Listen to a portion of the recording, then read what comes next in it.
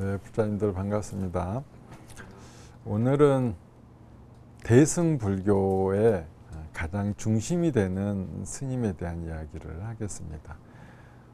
이름은 한국에서는 이제 용수보살로 불리우고 있죠. 보살의 지위까지 오르신 분이다라는 칭호를 받고 계신 분입니다.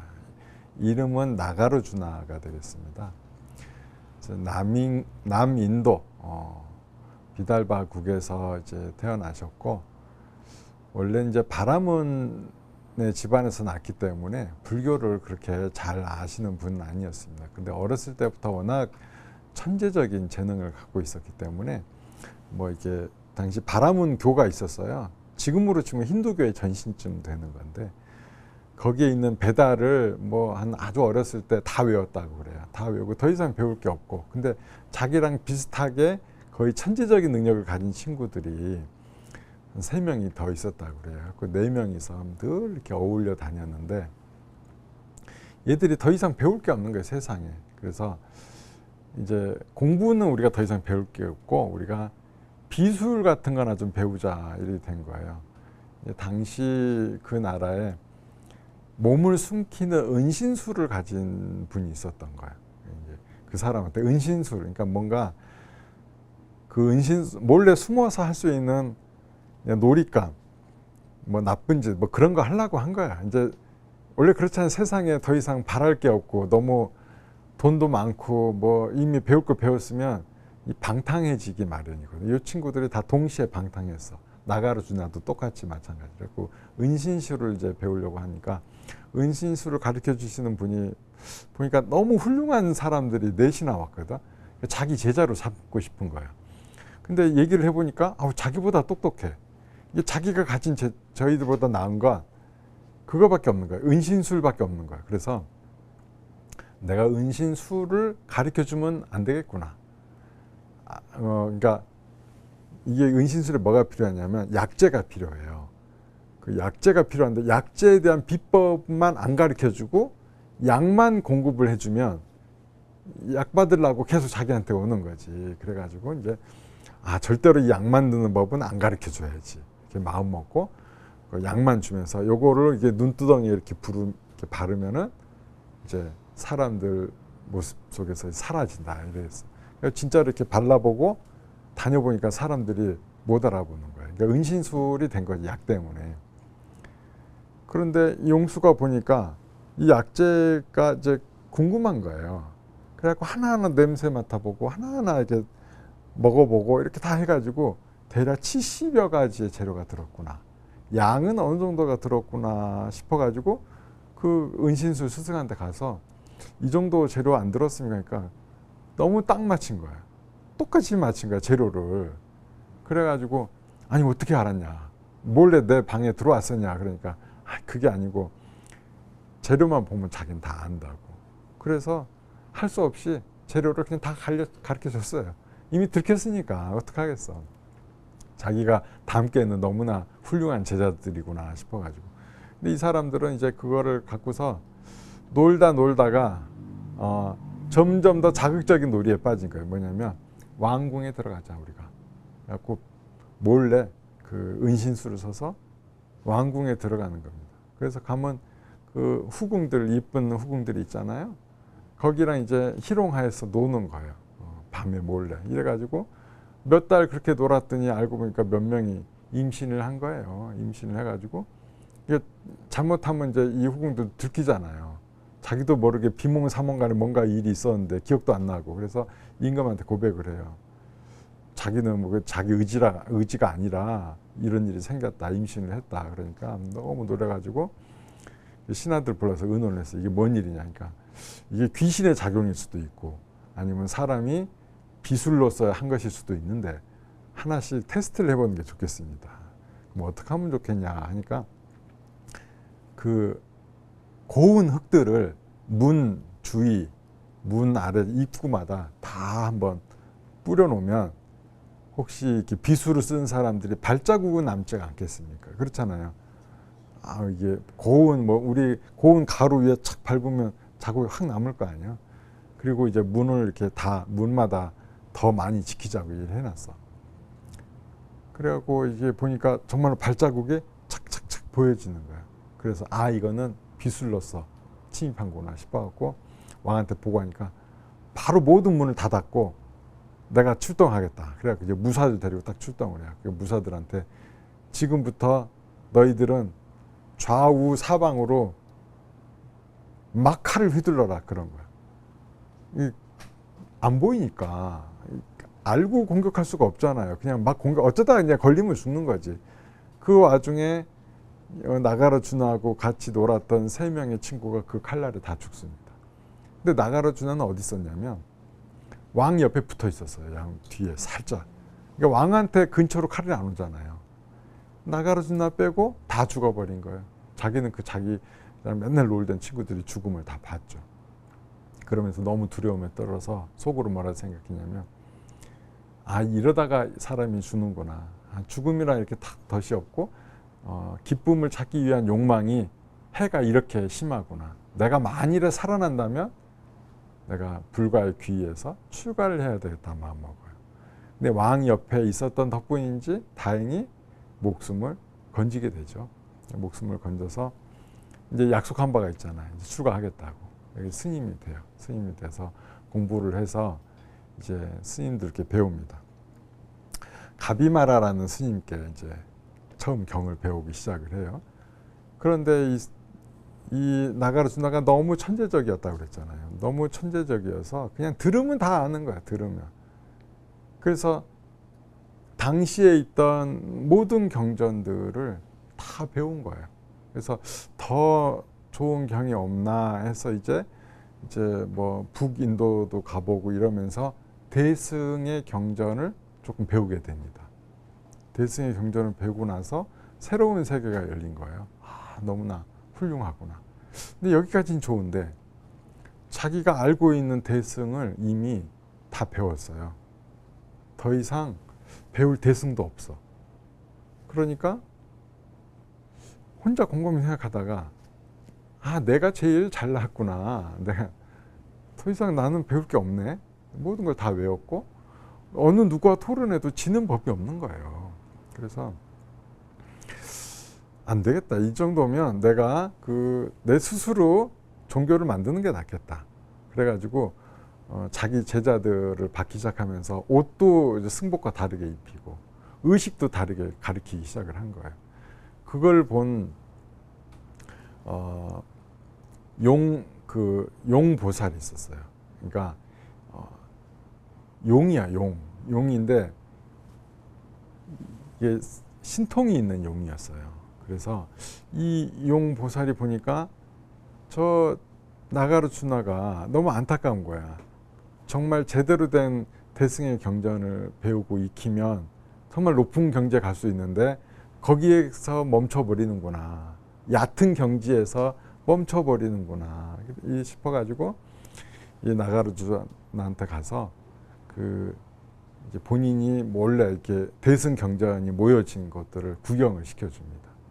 그리고 공부를 시켜주게 해요. 그러니까 본인이 못 봤던 대승의 경전을 보게 되고 그걸 보면서 자기의 배움의 깊이가 얼마나 얕았는가를 반성을 하게 되는 거죠. 그렇게 반성하고 다시 그 대승의 경전에 깊이 있게 공부합니다. 거기서 이제 봤던 경전들이 뭐 화엄경, 금강반야, 바라밀경 이런 그 반야부 경전들의 핵심들을 다 보게 되는 거예요. 그래서 그걸 통해서 이 나가라 준하는 지혜를 이제 얻게 됩니다. 지혜를 얻는데 이제 거의 부처님과 같은 깨달음에 올라요. 그래서 우리가 용수보살, 용수란 이름을 붙인 이유는 용의 힘을 얻었다라는 뜻이거든요. 용을 통해서 지혜를 얻은 것이 용의 힘 아니겠어요? 그래서 이제 용수보살이 부처님의 지혜를 완벽하게 체득한 다음에는 그때부터는 이제 외도들을 조복시키기 시작을 해요. 그러니까 외도와 그리고 또 이 불교 안에서도 작은 가르침에 만족해서 사는 스님들, 더 넓은 그 깨달음이 있다라는 것을 가르쳐 주기 위해서 그들과 논쟁을 벌입니다. 그래서 다 이겨요. 다 이겨. 우리 요새도 그렇잖아요. 요새도 뭐 이 종교 간에 다툼이 생기면 사실은 용수보살의 가르침에 의하면 오히려 더 강하게 우리가 나서야 돼요. 그냥 좋은 게 좋은 거라고 듣고 이렇게 흘리고 무빈 대처하면 그건 사실은 진 거예요. 강하게 당신이 틀렸다. 당신이 잘못했다라고 분명하게 얘기할 수 있어야 되는 거예요. 그러니까 용수보살은 그렇게 하셨습니다. 그렇게 해서 대승을 높은 경지까지 올려둔 거죠. 대승이 그 전까지는 자리 잡지 못하고 있었어요. 일부의 그냥 가르침이었고 그 가르침을 통해서 훌륭한 인물이 나온 분이 바로 이 용수보살인 거죠. 그래서 용수보살은 대승이 용수보살 때문에 생겼다라고 봐도 마땅할 정도로 용수보살 이전과 이후의 대승은 완벽하게 다른 모습을 보여주게 됩니다. 그러다 보니까 용수보살은 적이 좀 많았어요. 그리고 적을 또 두려워하지도 않으셨어요. 당시에 남인도에 안티바하나라는 왕이 있었는데 이 왕이 불교를 안 믿고 스님들을 공격한다길래 본인이 직접 찾아갑니다. 찾아가서 신통을 또 보여주고 그렇게 해서 이 왕의 귀의를 받게 돼요. 이 왕의 엄청난 존경을 받게 되고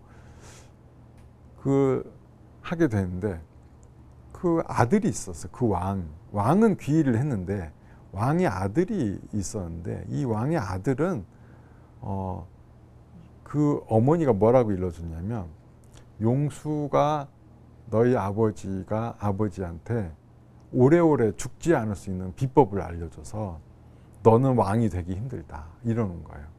그러니까 이 아들내미가 그 말에 또 훅 넘어가가지고 그러면 용수를 먼저 죽여야 되겠구나. 그래야 나에게 왕의 자리가 오겠구나 해가지고 가르침을 배우러 왔습니다 해놓고는 용수보살의 목을 내리칩니다. 근데 죽일 수가 없었어요. 안 죽어 그렇게 해도. 그래서 이 용수보살이 그렇게 해서 나를 죽일 수가 없다 그래요. 그러면서 뭐라 하시냐면 내가 전생에 쿠샤라는 풀이 있는데 그 풀을 함부로 베다가 많은 생명을 죽였다. 그래서 쿠샤의 풀로 나를 베면 내가 죽는다. 아니 본인이 죽는 거 일러줘요. 본인이 죽는 거 일러줘. 실제로 쿠샤 풀로 뵙니다. 그래서 목숨이 잃어요. 목과 몸이 분리가 돼요. 그러면서 이제 유언으로 남기신 게 나는 극락세계로 갈 것이다. 하지만 다시 돌아와서 법을 펼칠 것이다 라는 유언을 해요. 근데 정말로 그때는 죽었는데 얼마 뒤에 다시 목이 붙었다고 그래요. 그래서 죽었다가 살아나. 우리 부활의 이야기가 다른 종교도 있잖아요. 불교 안에 부활은 어디가 원조다? 용수보살이 원조예요. 용수보살. 그리고 그 이후로도 법을 오랫동안 설하셨다고 합니다. 다만 또 시기 질투하는 분들이 많았기 때문에 이제 본인이 거의 이제 연세가 많이 드시고 목숨을 마칠 때쯤 한 그 소승의 스님에게 이렇게 얘기를 합니다. 내가 오래 머물렀으면 좋겠느냐, 얼른 세상을 떠났으면 좋겠느냐 하니까 그이가 저는 얼른 세상을 떠났으면 좋겠다는 생각을 합니다. 그래, 그러느냐 하고 그날 밤으로 열반에 들었다 하십니다. 이렇게 당신 스스로 가고 갈지 말지를 스스로 정할 정도의 훌륭한 그 신통과 또 가르침을 펼쳤던 분이고 이분이 펼쳤던 것이 나중에 학파로 나뉘는데 이게 중간학파라고 그래요. 중간이 중도를 관찰하다는 뜻이에요. 우리 중도 들어보셨죠? 양극단에 치우치지 않는 것. 부처님께서 깨달음을 얻으시기 전에 중도를 먼저 깨달으시거든요. 완벽한 성불을 하기 전에 중도를 깨달으셔서 그때부터 고행을 그만두세요. 왜냐하면 고행을 해봤고 쾌락의 삶을 살아봤고 모든 수행을 다 해봤더니 치우치지 않는 중도의 수행이 최고다라는 것을 깨우칩니다. 저는 그때 그 중도를 알게 돼서 고행을 멈춘 거를 저는 개인적으로는 그것도 한번 깨달으신 거다라고 저는 생각을 합니다. 왜냐하면 중도를 통해서 그 다음부터 수행하셨거든요. 중도를 통해서 수행하셔서 성불 하신 거거든요. 나가르주나는 중도를 관찰하는 법에서 명확하게 일러주셨어요. 중도. 모든 것들은 인과 연으로 이렇게 얽혀져 있다. 제가 이 용수 보살께서 해주신 그 중론이라는 책에 나와 있는 것들을 좀 인용해서 공과 또 중도란 뭔가 설명을 해볼까요? 비가 내린다라고 우리가 보통 하잖아요. 비가 내린다. 그러면 비와 내린다라는 것은 서로 인연으로 얽혀 있어요. 그러니까 둘 중 하나만 없어도 존재하지가 않아요. 왜냐하면 내리지 않는 것을 비라고 할 수 있어요? 없죠. 그러니까 내려야 비인 거죠. 그러면 내리지 비가 없이 물이 없이 내린다라는 것을 또 우리가 비로 부를 수가 있나요? 그럴 수도 없죠. 그래서 비와 내림이라는 것은 함께 할 수밖에 없는 거예요. 빈데 내리지 않는다. 그런 거 없잖아요. 그러니까 이런 것은 서로 인연으로 얽혀 있는 거죠. 이것이 있으므로 이것이 있는 거예요. 그러면 이것이 없으면 어때요? 이것도 없는 거죠. 내리지 않는 비가 있느냐? 없죠. 물방울이 내린다. 그럼 뭐라고 불러요? 비가 내린다라고 부르는 거죠. 이렇게 얽혀 있는 거예요. 있으면 있고 없으면 없고. 이게 바로 그 인연법으로 보는 중도이고, 이것을 관찰하면 실체가 없는 것이다. 연료와 불이 있잖아요. 불과 연료가 분리될 수 있나요? 없죠. 왜냐하면 연료가 있어야 불이 있는 것이고, 불 없는 연료는 뜨겁지가 않겠죠. 그러니까 불 없는 연료는 타지가 않거든요. 이거 뭐예요? 여기 있는 책상? 불 없는 연료예요. 근데 우리가 연료라고 불러요? 아니죠. 책상으로 부르죠. 여기는 그 노트, 이걸 연료라고 불러요? 아니죠. 근데 불이 붙는 순간 이건 뭐가 되는 거예요? 연료가 되는 거예요. 불이 없으면 얘는 뭐가 돼요? 연료가 아니죠. 그러면 불은 연료가 없이 있을 수 있느냐? 연료가 없는데 탈 것이 없는데 어떻게 생기겠어요? 세상은 이렇게 되어 있다는 거죠. 모든 것은 다 이 법 안에 머물러 있다. 인과 연으로 얽매여 있는 것이고, 그거를 관찰해 보면 어떻다? 공하다는 거예요. 실체가 없다. 인과 연으로 얽혀 있을 뿐이지 각각 있느냐라고 봤을 때 각각 존재하지 않는다. 불만 존재하지 않고 연료만 존재하지 않고 내리지 않는 비만 존재하는 것이 아니고, 그렇다는 거예요. 이것이 공과 지혜, 반야의 가르침인 것입니다. 이렇게 명확하게 공에 대해서, 그러니까 이름이 공이에요. 중도를 관찰하는 것이 곧 공이거든요. 그것을 그냥 공이라고 이름 붙였을 뿐이지 바로 그것이 곧 중도이다. 중도는 인과 연의 얽힘에 의해서 만들어진다. 태어났기 때문에 죽음이 있는 것이고, 태어나지 않는데 어떻게 죽음이 있을 수 있겠어요?